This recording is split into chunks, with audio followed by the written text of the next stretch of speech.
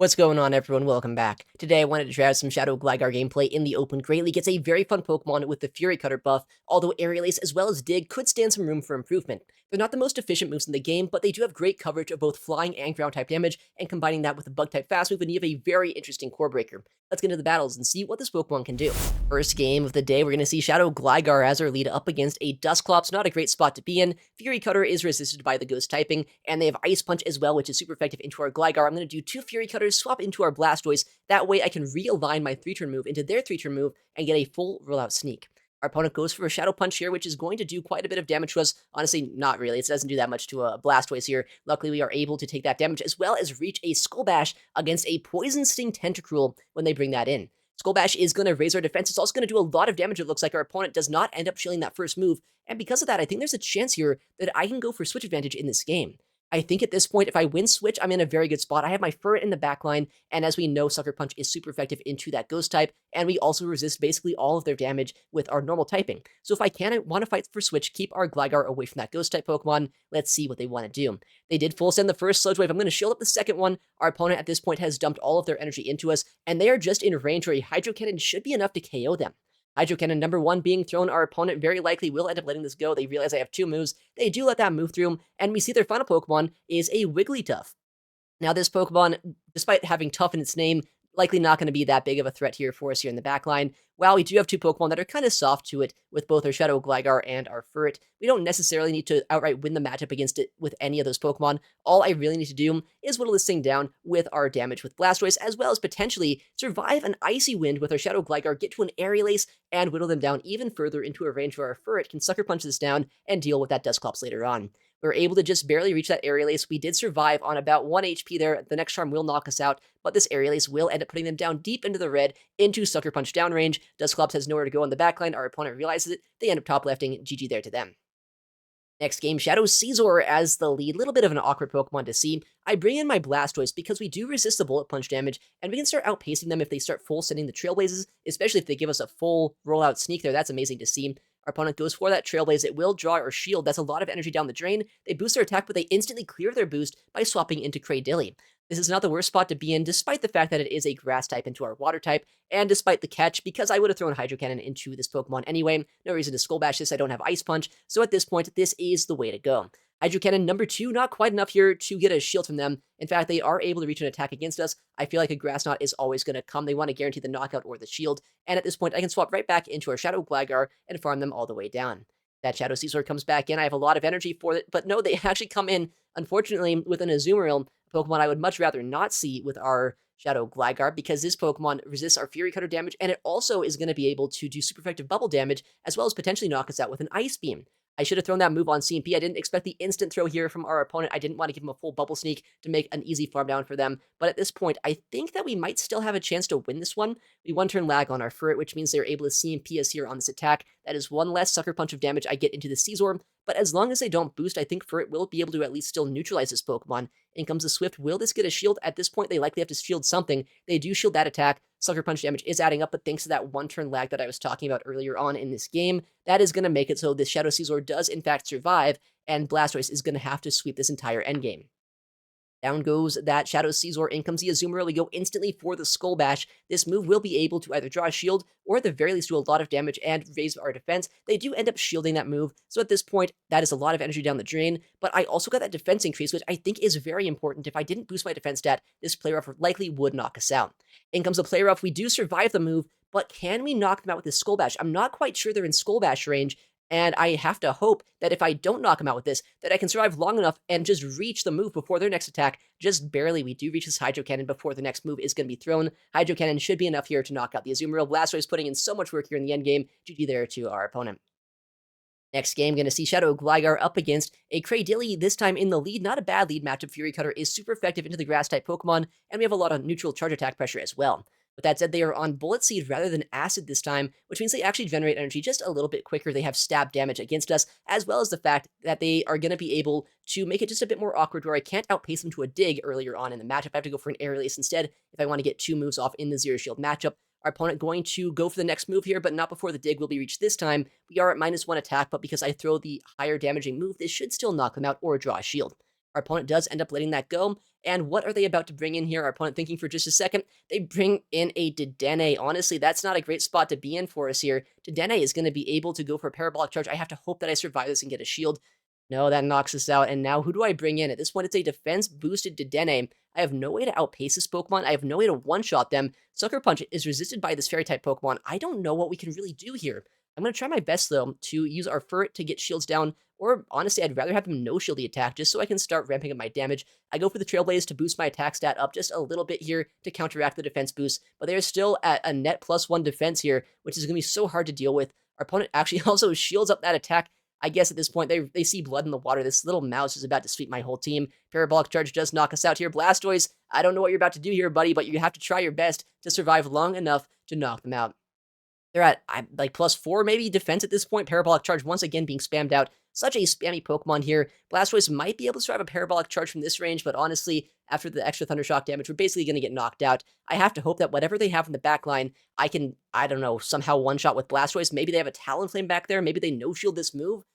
They do no-shield, but they survive that because they're a +4 defense to Dene. Yeah, this is looking pretty bad for us right now. I'm not even sure that I survived this attack here. Parabolic Charge. We do survive on 1 HP. Hold on. Okay, Blastoise gets to this Hydro Cannon. I mean, they still have a shield. There's no way we win this game, but at the very least, we see the third Pokemon, and it's a Swampert. Okay, that was going to be kind of tricky there for Blastoise anyway in the back line, but that was terrible seeing Dedenne there. GG to our opponent. Next game, Whimsicott in the lead. We have a lot of neutral damage with Fury Cutter against this, although, man, I wish I had Wing Attack here because it's looking like this Fury Cutter damage, honestly, not doing that much to this Whimsicott. Seed Bomb going to be thrown instantly from our opponent here. I'm going to go for the Aerial Ace, trying our very best to either knock this Pokemon out or get a shield. But it's Aerial Ace, right? And Fury Cutter damage isn't doing that much, so they actually end up surviving the attack. They're able to win the Zero Shield matchup here, so I'm going to go for the shield, farm them down, knowing that at this point they have stayed in the lead against this scenario. I'd have to imagine that's because they're a little bit scared of our energy in the backline. Our opponent lets that full farm down happen. They come in with a Jellicent. Honestly, I was going to swap out if I could have here, but this is a bit of a core breaker. I don't want my Blastoise against this, so I would much rather kind of just keep switch advantage in this game, use my Furret against this Pokemon in the backline, and then use my Blastoise against whatever they might have as their third. In comes the next Aerial Ace. We should be able to reach another one here. Our opponent swaps out into a Skeledirge of all things, so I guess I see the vision here this game, but they do have a shield advantage, and while Blastoise is a water type into a fire type Pokemon doing rock type damage as well as a fast move, I think if we end up taking a Shadow Ball here, then this Skeledirge can farm us all the way down. I shield that first attack. I'm already at a Hydro Cannon, actually already at back-to-back, so I go for the first one here, likely drawing the shield, go for the second one in just a second after one more rollout, but then our opponent will be at the next Shadow Ball, which will be able to snipe us down. In comes the Hydro Cannon, our opponent going to shield that up a second time here. The next Hydro Cannon just barely not able to be reached, which means Shadow Ball will knock us out, but I think I can Sucker Punch this down with our Furret. With that said, if they reach a Torch Song, that is, against us with this Skeledirge, that could be a little bit awkward. They're already at the move right now. This will do quite a bit of damage to us here, but Sucker Punches as well are shredding through the HP of this Skeledirge. They get another Incinerate in, and then they go for the combo play with the Jellicent. Surf is likely, from this range, enough damage to knock us out. I don't know. Did they just win this game out of nowhere here? It's going to be really close. I don't know how much HP is left on that Skeledirge. I am able to reach a charge attack before they can reach another Surf here with this Jellicent. Aerial Ace will knock them out. Skeledirge is going to come back in, but they are so low, we just barely Fury Cutter down. Very well played to them, but we were able to just barely come out on top. Next game, Jumpluff in the lead scenario. Not a bad lead to see, and they end up swapping in a Swampert of all things, so I might as well stay in for just a second, outpace them here to the Aerial Ace. And now, I mean, I could try to come in with my Blastoise, but I feel like Furret is the more consistent answer to come in with. In comes the first charge attack from our opponent on CMP. They're at back-to-back Hydro Cannon, so I wanted to make sure that I could either get a shield from them or potentially knock them out before that second move is reached. So if it's going to be thrown, our opponent does have a shield remaining. They have two, actually, if they do want to shield this, but they end up letting it go, and likely going to see that Jumpluff come right back in. Jumpluff does get brought in here. It's a Pokemon that can very easily take a lot of this damage that I'm going to throw into us, and because they're also going to be able to have a lot of neutral damage against our Shadow Gligar, this game isn't necessarily over, or like, it's not even that much in our favor right now. Our Shadow Gligar doesn't have a lot of energy on it, and while Swifts as well as Sucker Punches have added up quite a bit, if they ever land an Acrobatics against our Gligar, and then they have a good Pokemon against our Blastoise in the backline, this could still be a pretty awkward matchup. In comes a move here. I feel like at this point, they're probably going to full send an Acrobatics if they end up having it. They do send the Acrobatics. We see another Mudboy in the back line. I'm going to go for the Aerial Ace chip and dip once again, and Blastoise will be able to at least have some play against this Pokemon, but it will be just a little bit uncomfortable. Blastoise is going to be able to resist a lot of the damage that they throw here with their charge attacks. The only move that they have that's going to do neutral damage to us likely will be that Stone Edge, so if I can shield up a very high energy move, then I can make this Quagsire's life very uncomfortable. In comes that Stone Edge. We do properly shield that up here. In comes our next Hydro Cannon as well. This will be able to two-shot them. I have no fast food pressure into them, so I can't really farm them down. But if I am able to survive the Stone Edge, which I mean it's Blastoise, we should be able to here, then we can reach 2 more Hydro Cannons and potentially still win this matchup. In comes that Stone Edge. Hydro Cannon going to be thrown right after. This will draw the shield or potentially knock them out, but I think at this point they have to shield something. Hydro Cannon going to get that shield, but a catch is almost certainly going to happen. I'm going to see what they want to do. They throw a charge attack against us here, but I'm pretty sure at this point that's just going to be an Aqua Tail. We survive that attack pretty easily, and we're going to see the catch opportunity from our opponent. We don't fall for it. We save that Hydro Cannon in the back line, and now Aerial Ace should be enough to knock out this Jump Bluff. Not only that, but since they did not even land a charge attack into our Gligar, I don't think that the non-Shadow Quagsire here is going to be able to one-shot us with an Aqua Tail if they do reach it. They do reach a move, but yeah, I think at this point we survive whatever they're going to throw against us here. We can either farm down or go for a charge attack against them if we need to. Aerial is going to guarantee the knockout, but our opponent top lefts, and we're able to win the game. GG there to our opponent. Next game going to be a Reggie Drago. Okay, this is where we're going to see that the neutral matchup of Shadow Gligar is not necessarily the best. I'm going to go for the dig, or at least try to, but our opponent instantly throws a Breaking Swipe to fish for an attack drop. In comes a Breaking Swipe. Do we see the 50-50? Unfortunately, yeah, the 50-50 is going to lower our attack stat. That makes this matchup a lot more difficult to deal with, but I think at this point, Gligar will still be able to get to 2 Aerial Aces against them, which will either get a shield back from them at this point, or potentially get a knockout. In comes the Aerial Ace. We do draw the shield here from this Reggie Drago. Can we reach another one? These Dragon Breaths are shredding through our HP. I honestly think they could have farmed us down there. I'm very happy they threw this energy, because if they did farm us down, then a Dragon Energy against our Furt would have done quite a bit of damage. Furt gonna come on in here. I don't know if I can Sucker Punch down, though. Reggie Drago already at another move. This Pokemon is just kind of insane. I love Reggie Drago right now. I should probably try it out again in the Go Battle League. I've only used it, I think, like 1 time this season. In the backline, going to see a Shadow Scizor. I instantly swap out, expecting a Ground type plus a Scizor in the backline. That's kind of what I ran when I ended up using this Pokemon. So I think our Blastoise does have a lot of play right now, but it has a lot of work to do as well. In comes a charge attack, likely a Night/Bait, but either way, I want to keep our Blastoise healthy, because if they reach another move here, it doesn't really matter. Blastoise is still going to be able to survive. If it is a Pokemon like a Unova Stunfisk, or potentially a Digger's Beam, then we will still reach another Hydro Cannon against them. Night Slash is thrown on CMP against us. Very smart play by our opponent there. Means that I don't get to overfarm any extra in this matchup. Hydro Cannon going to knock out that Shadow Scizor, and in comes that Ground-type Pokemon. It's going to be a Digger's Beam. This Pokemon is going to have to take a Hydro Cannon here, but because my Furt has been chipped down by that Reggie Drago, I'm not quite sure that we still have enough to win this game. I'm going to try to get to a Trailblaze, but they're already out of Scorching Sands. If they get yet another debuff this game, this might be game over. Scorching Sands comes through, no debuff to our attack stat this time, love to see that, but Trailblaze, while it is super effective, not the most efficient move in the game, our Furt is going to have to try to farm them down. Can we here at this point? We are just barely able to win the fast move race and win the game. GG there to our opponent. Next game, Shadow Drapeon in the lead. A pretty good matchup, kind of. I don't know. I mean, it's good on paper, right? Ground type into a poison type. I try to go for an Aqua Tail catch, but our opponent is not going to fall for that here. They go for the overfarm. In comes a Crunch, almost certainly at this point. Could debuff our defense stat. Don't want to shield it just yet. They end up coming in, though, with a Lapras of all things, a Pokemon that, in my opinion, not the best counter to Blastoise in the game, but I guess after the Crunch, Chip, and Dip, they can go for the Sparkling Aria as well as the Psywave damage and start chipping us down. But they let go of that Sparkling Aria, or the Skull Bash, rather. They throw a Sparkling Aria against us, likely, and we can survive this move thanks to our defense boost, go for a Hydro Cannon as well, which, while this will not knock them out, puts them in a very easy Fury Cutter down range.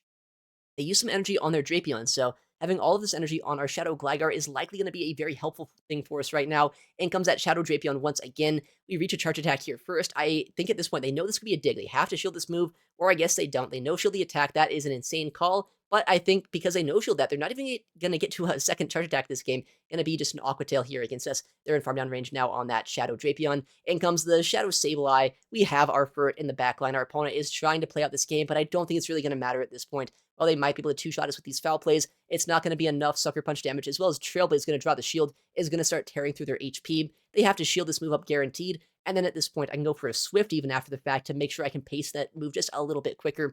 They have to shield a Swift. It's a bad thing when a Ghost type has to shield a normal type move, but if they don't, they get farmed down. If they do, then I have energy as well on our Shadow Gligar. Gligar is so healthy as well at this point that even if they did reach a move against us there with this Shadow Sableye, they'd also have to probably reach an Aqua Tail if they wanted to knock us out. Comes a foul play against us once again. This will knock us out, so Sableye will be able to whittle down our Furt, but our Shadow Gligar is still in the back line. We can go for a full farm down against that Drapeon, go for a dig against the Sableye, and this game is looking pretty over. Dig being thrown right now. Sableye is pretty low on HP. This should knock him out. Shadow Gligar able to close out this game. GG there to our opponent. Next game, Gligar in the lead up against a Talonflame, a terrible lead matchup. I'm going to safe swap our Furret. We are met by a Morpeko. Not the worst Pokemon to see, but it is a little bit unfortunate for our Sucker Punch user to run into. But the best thing is Morpeko is squishy. This is also not Dedenne, right? They might look similar, but they are not the same Pokemon. Rather than boosting the defense stat, Morpeko is well known for boosting its attack stat. So I think at this point, potentially I can start farming this thing all the way down. I'm going to actually go for the Trailblaze here in just a second, get my attack to be boosted up myself, and make it so the Sucker Punch down might be just a little bit easier. In comes the Trailblaze, they are going to shield that attack up, and now at this point, I'm not quite sure if we can go for the shield on this move. It might be a Psychic Fangs bait. They do bait us. At this point, they have back-to-back Psychic Fangs. Is this next one going to be enough to knock us out? I'm not quite sure. I have to hope that Furret can hang on. In comes the Charge Attack. It's going to be that Psychic Fangs. We do live on about 1 HP. We have a boosted Furret at this point. We have a Trailblaze or a Sucker Punch or a Swift, one of these moves loaded right now. Swift should be able to do a lot of damage to this Talonflame, but I do have to hope that in the backline, our Shadow Gligar should have some play. Blastoise will be able to be a good counter to this Talonflame, but down shields, I'm not quite sure how much play we're going to have with our Shadow Gligar. In comes a Charge Attack here. This is likely going to be a Brave Bird into us right now. They do throw the Brave Bird. Our opponent goes into a Superior. I guess I should have swapped out at the exact same time, but if I would have swapped and they would have stayed in, calling that I would have swapped, that could have been pretty bad. Bit of a mind game that I didn't call right, because at this point, this Superior will outpace us to 2 Charge Attacks, and I think because we don't reach a second Aerial Ace, that is going to be the end of this game. Aerial Ace number 1 going to come through. Our opponent is already at the Aerial Ace themselves, so I think that we have lost this game, unfortunately. This will knock us out. Aerial Ace just barely not reached by our Gligar. This will KO our Shadow Gligar. In comes our Blastoise. Can't even reach a Skull Bash here. Unfortunately, Vine was just enough to knock us out. That is not how I wanted that one to go, but it was pretty close, kinda, for how bad that lead was. Next game here, Shadow Quagsire into Shadow Gligar. A little bit of an awkward matchup here for Gligar, because while I am able to do quite a bit of damage to the Fury Cutter, I don't want to take an Aqua Tail, so we actually catch the Aqua Tail, bank a lot of energy on our Shadow Gligar, and hopefully at this point we're able to do a lot with the energy lead on our Blastoise. Our opponent is staying in for quite some time here. They come in with a Tentacruel of all things. We've actually seen another Poison Sting Tentacruel earlier on in this video. We know this matchup, especially if I land an early Skull Bash, is not that bad for us. Our opponent does end up shielding, though, this time, and they are once again on Poison Sting, right? So their energy generation is a little bit higher, but a lot less fast pressure here into us. We go for the shield. Our opponent goes for the bait, so not playing out anywhere near like the last one did here in this matchup. I think they also went for a debuff on that Scald. Insane stuff here. Don't love to see that. And comes yet another Scald. I'm going to swap out, clear that debuff, save a lot of energy on our Blastoise, and then go for the dig that we have loaded on our Shadow Gligar. They do have Water-type damage on this Pokemon right now. Tentacruel likely going to try to go for a Scald here, and then maybe swap out once again into that Quagsire. Let's see what they want to do. In comes the Charge Attack. I will shield this up. It will likely do a lot more damage than an Aqua Tail, saying Scald is a very efficient move. Luckily, no debuff here this time. They come in with their Shadow Quagsire, but we have Dig ready to go. Not going to be quite enough to one-shot them here, but it will put them pretty low. Dig does put them deep into the red, and Shadow Gligar, while it is going to be weak to these Aqua Tails, we take no fast attack pressure here from this Pokemon. We should survive one pretty easily. The second one potentially will knock us out, but that's all of their energy down the drain. We're able now to farm down with our Furret, have a lot of energy for the backline with both Furret as well as our Blastoise. Blastoise is pretty low, though, so if we need our Blastoise for the final Pokemon, it could be a little bit tricky.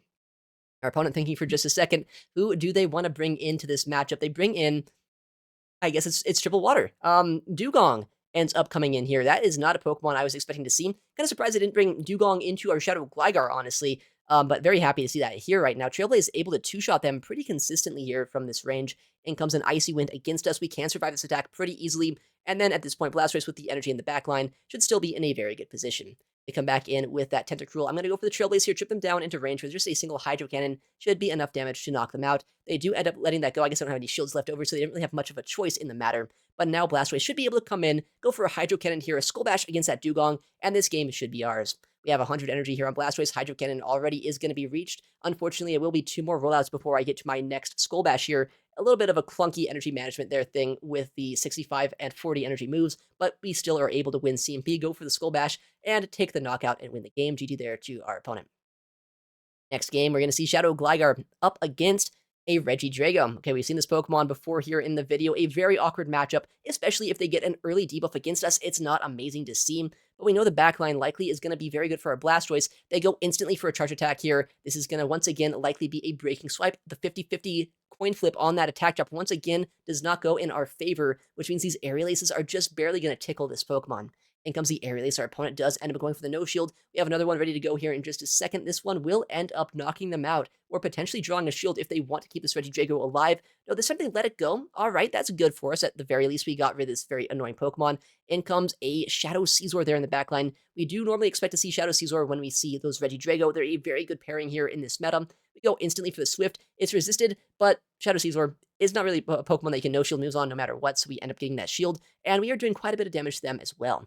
Trailblaze is going to be thrown. We properly shield up that attack here, which means now we're not in the worst position possible. We can get another shield by going for this next Swift. This should be able to draw that shield from the Shadow Caesar, potentially as well, get them into a range with Sucker Punch damage, or I can farm them down with our Shadow Gligar or maybe my Blastoise. They have that one attack boost thanks to that Trailblaze here, but I'm just hoping that in the backline, Blastoise is going to have some play. Once this Shadow Caesar is out of the way, if I can go for the full rollout down against them, I can start spamming out Hydro Cannons. Reggie Drago is out of the way as well. We do get the full farm down just barely before the next Night Slash is going to be thrown. This is going to be a Diggersby in the backline, and I think this is good for us, but it can be just a little bit awkward. Very bulky Diggersby can survive 2 Hydro Cannons. Our opponent, though, does not have the bulkiest Diggersby that I've ever seen. Looks like they will get 2-shot, and not only that, but I should be able to reach 3 Hydro Cannons before 2 Charge Attacks are reached by them, thanks to that rollout sneak. In comes the next move here, Hydro Cannon, going to be thrown. This will easily either knock them out or put them into a fast move farm down range. In comes the attack. Our opponent is going to get knocked out. Blastoise able to close out that game. GG there to our opponent. Nice, a little Lunala reward here. Don't see legendaries too often in the Go Battle League anymore, but a great way to reward using Shadow Gligar. A very cool Pokemon, but honestly, a bit of a tricky one to make work sometimes. As I said, the charge attacks of both Dig and Aerial Ace are not the most efficient moves in the game. Fury Cutter is a very good fast move, but Bug-type damage is everywhere. People resist Bug-type on about half the Pokemon in the game. Not the best offensive type, but Fury Cutter still is able to put in a lot of work, and Blastoise and Furt in the backline prove to be very good partners for this Pokemon. Alright, well, thank you so much for watching, take care, and I'll see you in the next one.